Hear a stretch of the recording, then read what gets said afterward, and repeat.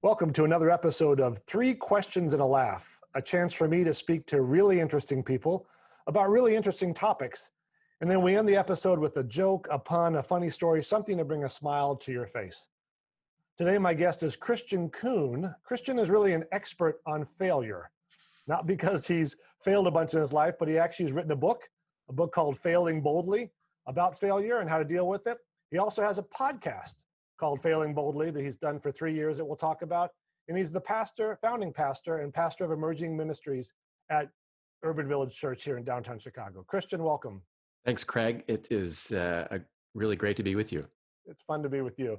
Now, I warn you that I don't want to be the subject of a future podcast by having this be a failure. So let's make sure we are successful in our efforts today. So far, so good. Okay. So your 3 questions are going to be all around failure. Let's start with your podcast. I think you said over the last 3 years, you've interviewed 40 plus people? Mm-hmm. About 45. 45, great. Was there one that sticks out or that you think might be interesting or that you found particularly fascinating? Yeah, I think probably the one that would be most familiar to folks watching this, back in the mayoral election last year of Chicago, I had a friend of a friend who knew this person who was at the bottom of the polls named Lori Lightfoot. And so as I was thinking about, well, that might be interesting, and it was very easy to get the interview, I sat in this conference room with this woman who, like I said, was trailing in the polls mightily. And it was just her and this 22-year-old aide. And as we were talking, I thought, well, she's really impressive, that there's just no chance that this woman is going to win this election. And I joke with people, and there's some truth to this, not long after that podcast aired, that's when she started to go up in the polls. So my friends joke that I am the reason that Lori Lightfoot won the election. I think there are probably a few other things that played into it, but that one certainly has stuck with me. Well, congratulations. Maybe I do want to be on your podcast after all. Maybe that Hey, you never know what can happen. I rocket this thing. Yeah. Second question. Learning from failure is really, really critical, but none of us really like to relive things that haven't gone well in our life. How hard is it for you to get people to talk about their failures, and what does that reflect? What does that mean to you? Yeah, we were talking beforehand that whenever I invite someone to come on the podcast, when I welcome them to the Failing Boldly podcast, they'll usually make a joke saying, "Oh, I'm an expert at this." And then at the end of the podcast, I always ask them the same question. I invite them to tell me a story of failure. And it can be professional, personal, funny, serious, something that happened yesterday, 10 years ago, whatever. And I always give them a heads up that this question is coming. But I almost always find that they really struggle at telling a story. And there have been a couple times when people have told me stories, and then later they tell me, I don't want that story out there. And so I think it speaks to, I think on the surface, people know that, failure is a great way to growth, and it's the only way that we can really move forward in life, but still to wear that tag on themselves is still painful. So it's easier to say, yes, failure is great than to actually live it. Very true.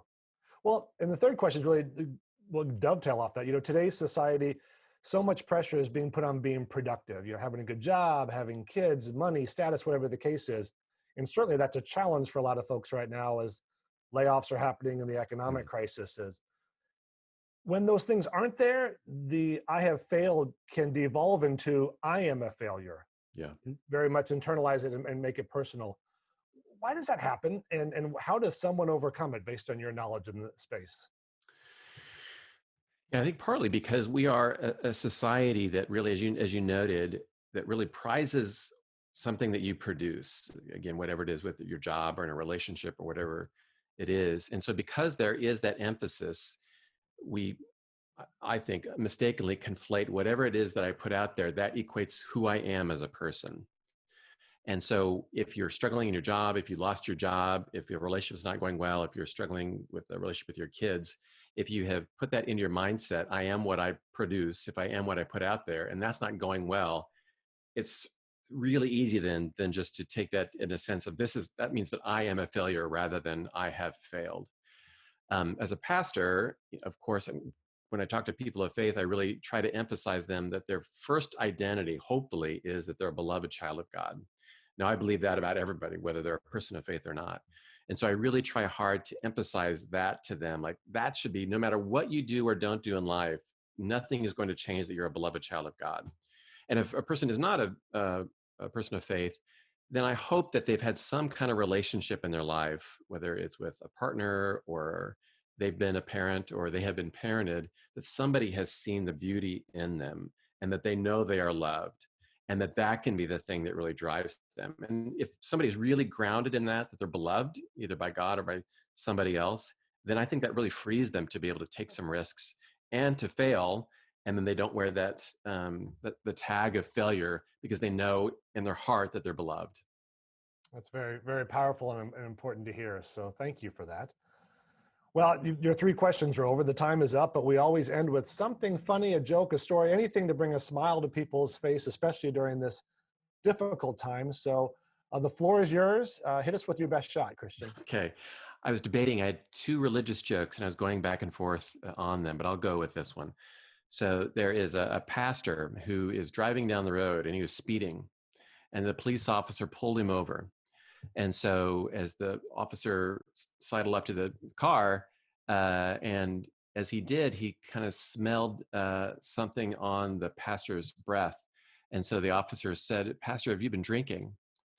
And the minister looked up at the officer, said, "No, only water."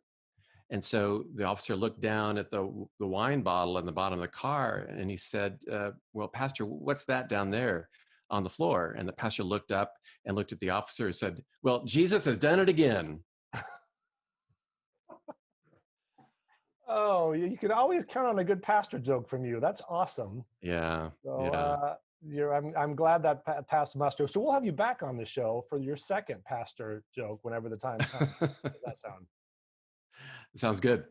Well, you're a great man. You're doing incredible work here in Chicago, both on the pastoral side at Urban Village Church, but also with exploring what failure means and how we learn from it. So thank you for taking a few minutes to be with us today, and stay safe and stay healthy, Christian. Thanks, Craig. Thanks for this time, and really, I appreciate what you've been doing with this. It's a great uh, chance for people throughout the week to both learn something and to laugh, which is something we all need. Great. I appreciate that, friend. Take care.